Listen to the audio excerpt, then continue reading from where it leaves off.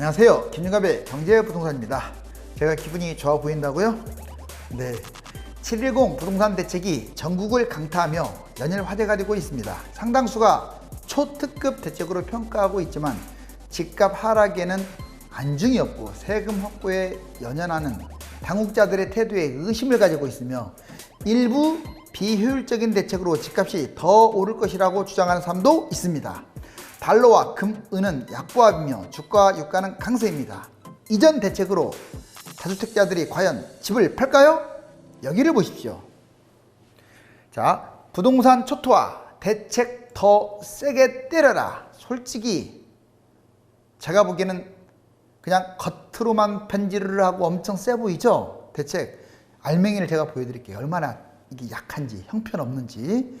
자, 여기 지금 집을 사기 위해서 사람들이 이렇게 정말 개미떼처럼 몰려들었고 지금 사다리를 막 타고 올라가고 있네요. 동아줄을 타고 올라가고 있어요.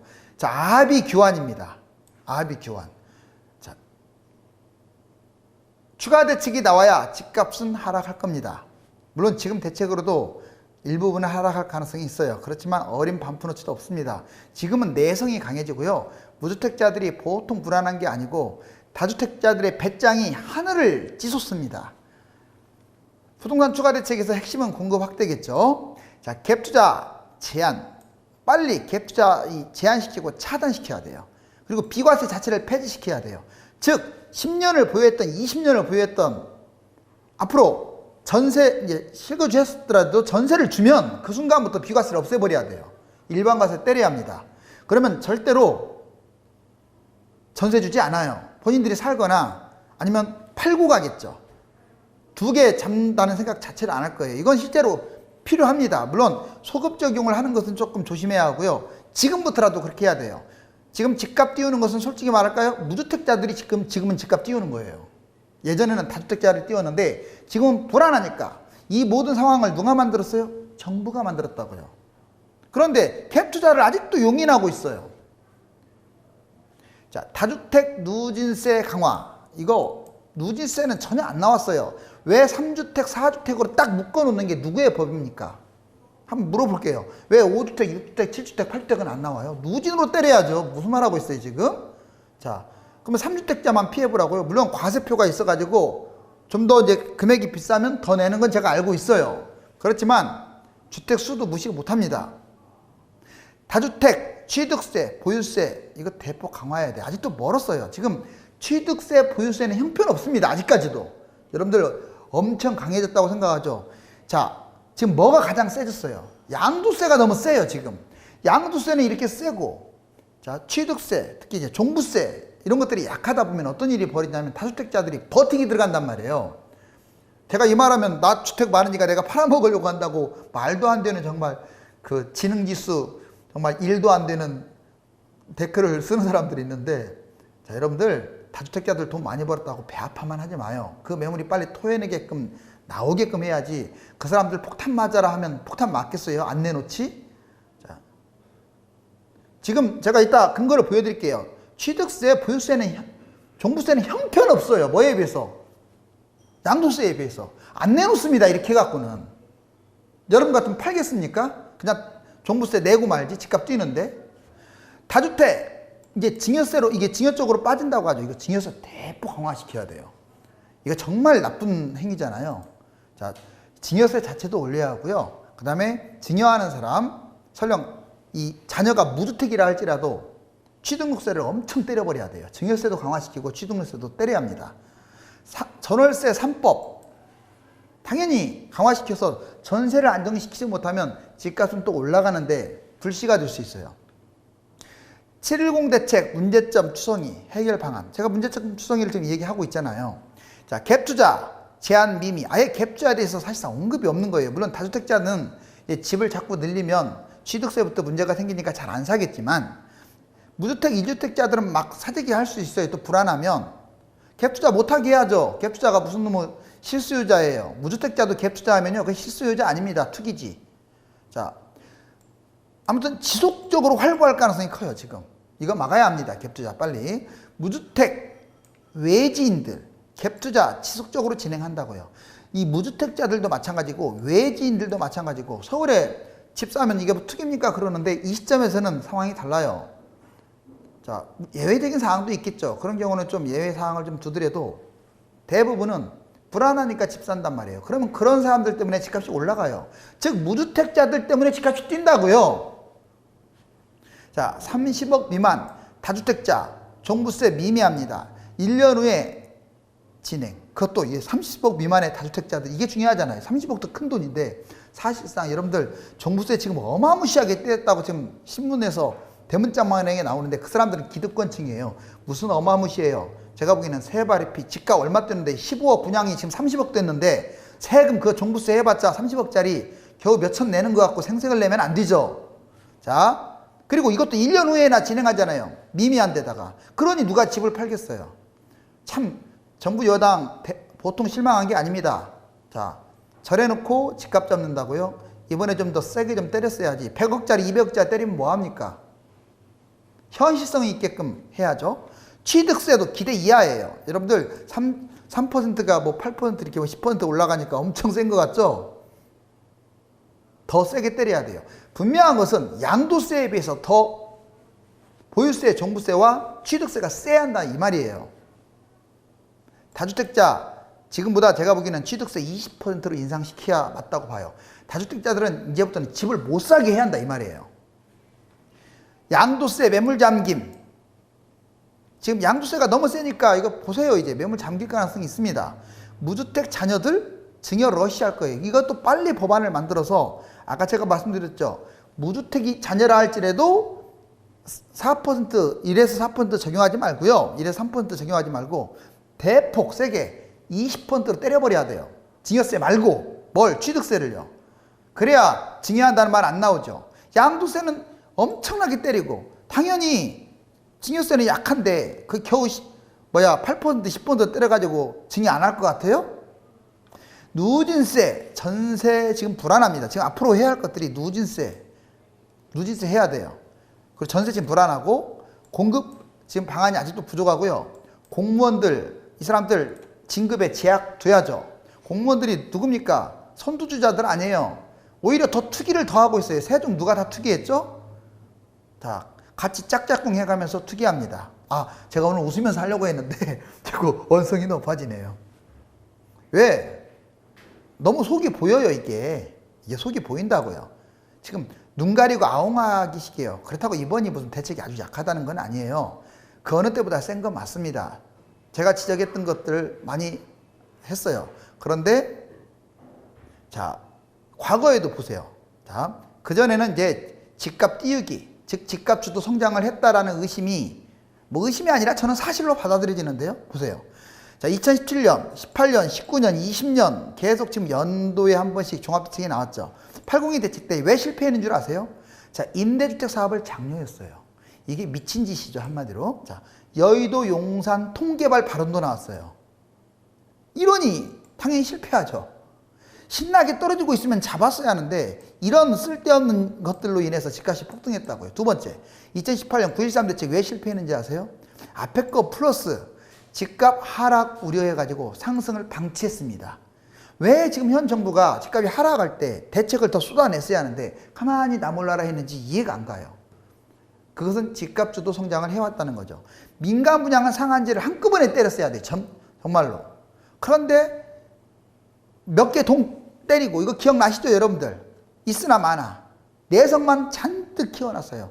즉 몸에 바이러스 균이 들어갔는데 그냥 조금 죽지 않을 정도로 균이 죽지 않을 정도로 주사를 놓고 다음에 조금 더 세게 균이 자꾸 내성이 커져요. 부동산도 마찬가지입니다. 이제 콩으로 매주를 쓴다고도 안 믿는단 말이에요. 그러면 2019년 12.16 대책은 왜 실패했는 줄 아세요? 집값 하락 우려해 상승을 또 방치했어요. 이번에 뭐 질병 사태다 뭐다 해가지고 또 소극적으로, 물론 예전보다는 좀 빨리 대책이 나왔지만 이미 늦었어요. 그때는. 이때 일관성 있게 때렸어야죠. 자, 부처 간 이견 또 지들끼리 싸워요. 국토부하고 뭐 기재부하고. 지금 집값도 쳐올린 사람들이 정신 못 차리고 싸웁니다. 저 야당 편 아니라고 했어요. 분명히 중도파입니다. 추가 대책도 늦었고 이러니 올라가죠. 자, 이번에 2020년 자 6.17 대책 나왔죠. 왜 실패한 줄 아세요? 재탕, 삼탕, 투기 과열지구하고 조정지역만 넓혀놨지 제가 제시했던 거 하나도 안 나왔어요. 재탕, 삼탕, 대출 규제, 그러니 내성이 세야지. 갭투자, 다주택, 임대사업, 이게 핵심 정말 투기 세력인데 모르쇠 했잖아요. 모르쇠. 그런데 이번에 봅시다. 2020년 7월 10일 강력한 대책은 맞아요. 왜? 지금까지는 꺼내지도 않았던 다주택, 임대사업 그래도 상당 부분 진전됐잖아요. 그런데 우려할 수 있는 요인이 있어요. 종부세 1년 후에 아직 종부세 지금 바로 받는 것도 아니에요. 그러니까 다주택자들 급할 게 없어요. 무주택으로 증여해도 세금 1에서 3%밖에 안 나가요. 취득세. 제가 분명히 얘기했죠. 최소 10% 이상으로 때리라고. 12%로 3주택 이상으로 아니면 20%로 때리던가. 그리고 취득세가 낮고 양도세가 높아서 매물이 잠길 가능성도 있어요. 항상 취득세, 종부세, 보유세가 양도세보다 높아야 돼요. 그런데 왜 지금 양도세를 이렇게 세게 때리느냐, 현 여당이. 좀 의심이 가요. 왜? 세금이나 받아 퍼먹으려고 하는 거예요, 지금도. 아직도 정신 못 차렸다고요. 왜? 취득세보다, 보유세보다, 종부세보다 양도세만 지금 지나치게 높잖아요. 그럼 매물이 안 나오죠. 이 뒤를 좀 터놓고 하든지.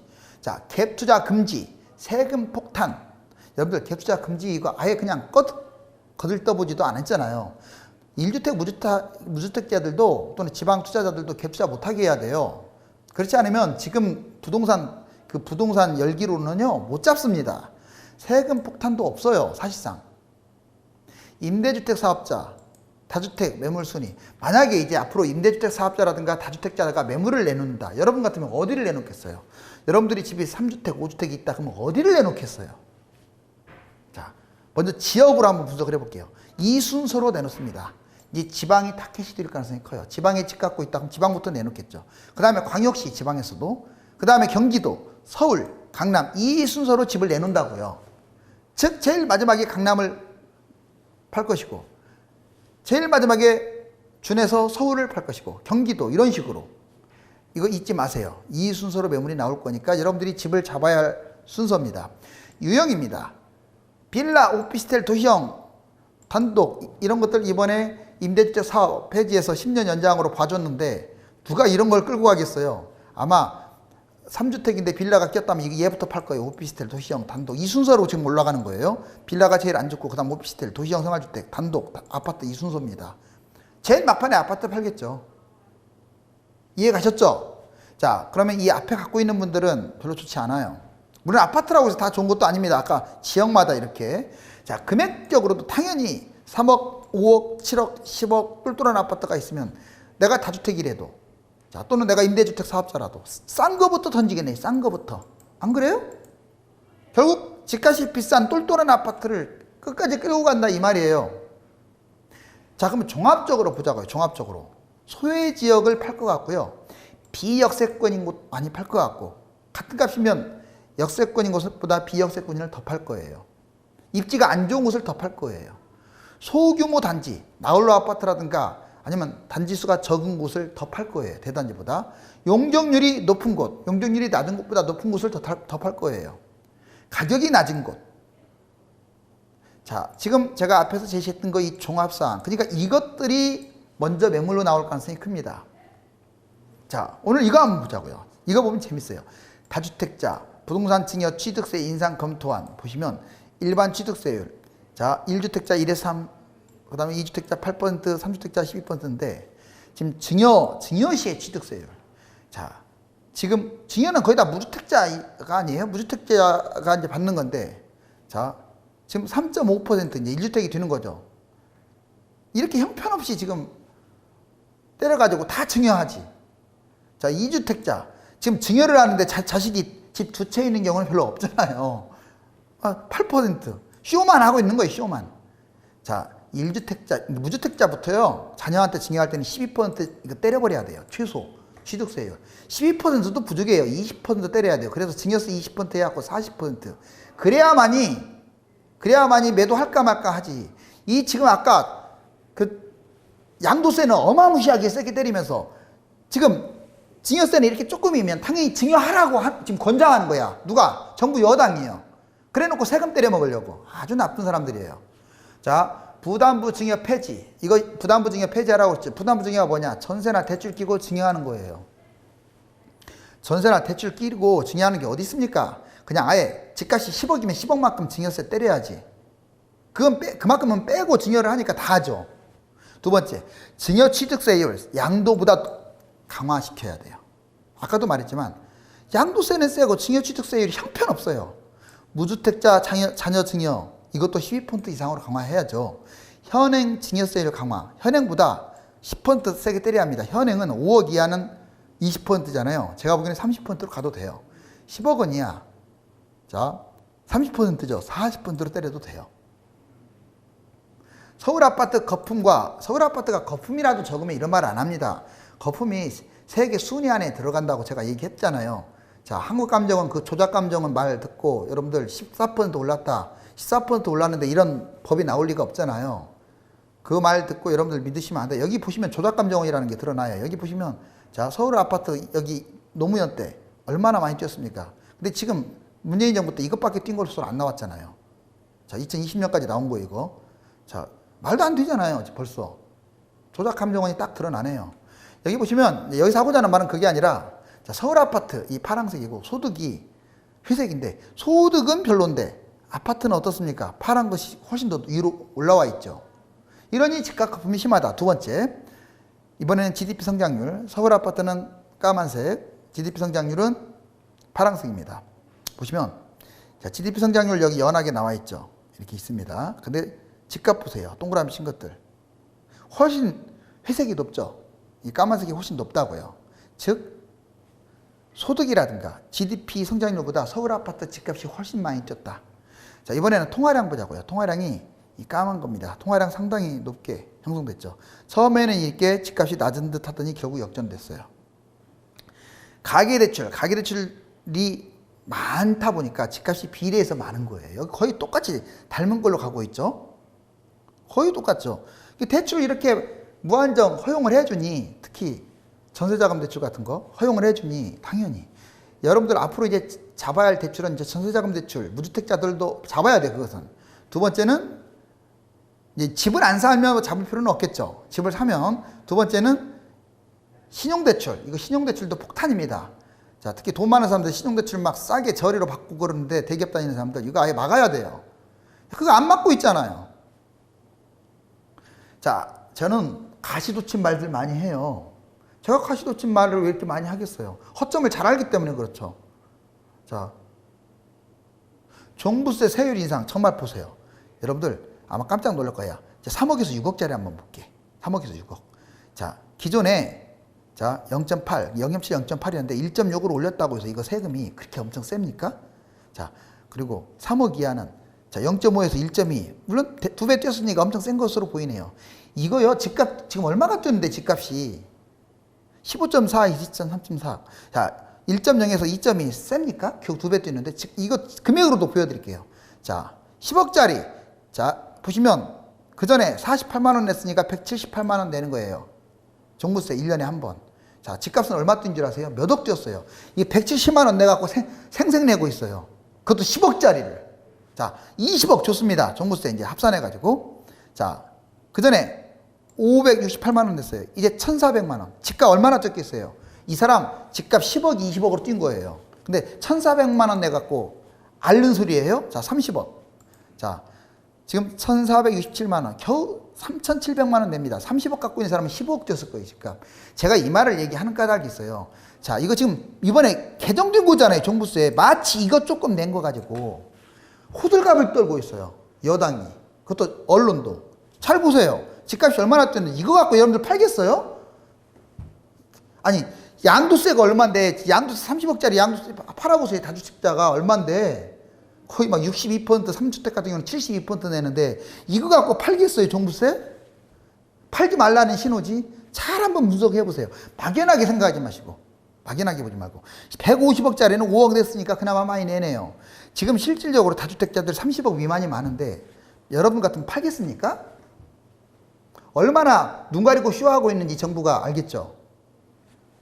또 이것이 또 세다고 야당은 또 반대하고 있어요. 8. 부동산 증여와 외국인 투자. 아우, 내가 너무 속 시원하게 얘기했더니 좀 얹힌 게 내려간 것 같네요. 자, 용산, 성동 쭉 아무튼 모든 곳이 다 올랐고요. 증여 건수가 여기 보시면 2014년에서 17년까지는 16%밖에 안 됐는데 지금 보세요. 16.363인데 지금은 39, 거의 40. 3배 뛰네. 3배 뛰었어. 왜? 증여세가 형편없으니까 3배 뛴 거예요. 규제에 발목낀 부동산 투자, 외국인은 서울 쇼핑. 더군다나 또 슬픈 일이 있어. 왜 외국인들은 우리나라 사람들이 이렇게 규제하면서 외국인들은 그냥 무법편지로 놔둡니까? 그게 몇 퍼센트가 됐고 몇 개가 됐든지 간에. 이건 내가 한 말이 아니에요. 이거 실질적으로요. 뉴스에서 나온 거 그대로 지금 붙인 거예요. 왜 외국인들에 대해서 현 정부는 이렇게 뭐라 그럴까? 관대하죠? 국민들을 먼저 챙겨야지. 싱가포르 보세요. 외국인들 얼마나 세게 때리는지 취득세부터.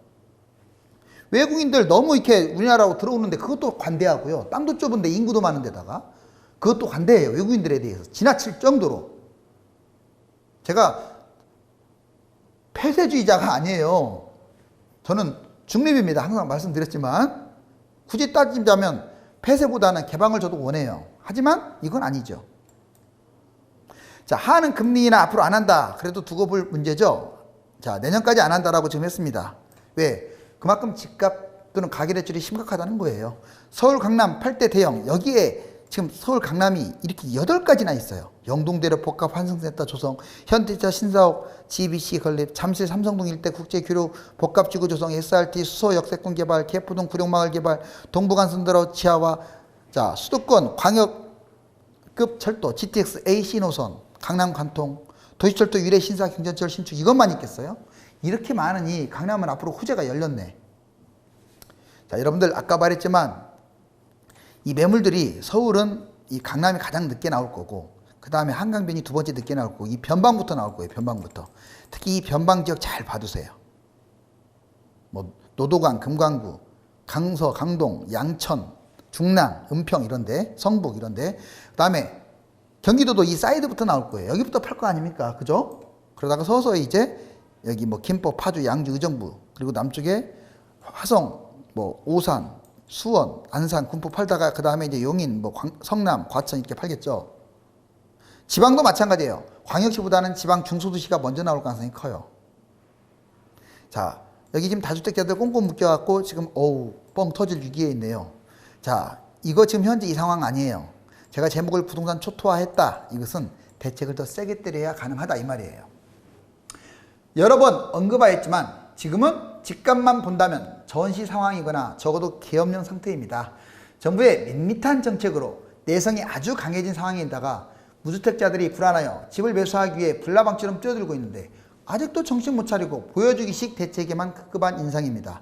집값을 확실하게 잡으려면 1주택자도 한 번이라도 전세를 주면 비과세를 상실하는 특단 대책이 필요하며 다주택자들의 매물이 나오도록 양도세보다 취득세, 종부세가 지금보다 훨씬 더 강력해져야 합니다.